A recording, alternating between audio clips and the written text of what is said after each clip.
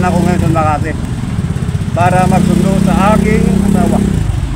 At sa mga pagkataong yan mga katopa, nasa tapat na ako ng TPDH mga katopa sa Taguig Pateros District Hospital. Actually mga katopa, maluwag yung daan dyan mga katopa. Kasya ang isang motor. Kasya ang isang motor mga katopa dahil alam naman natin na hindi tayo pwede mag-tailgating ng mag-tailgating at mag-tailgating. Dahil kapag nag-tailgating tayo, sobrang haba niyan mga katopa. Pero may insidente dyan katopa. Ano boss? Wala. Ha? Wala. Akala ko may ano eh. Sige, tahan ka lang. Okay.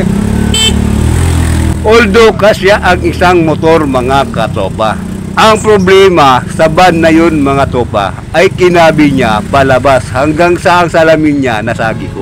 Bali Nissan NV350 yun mga topa.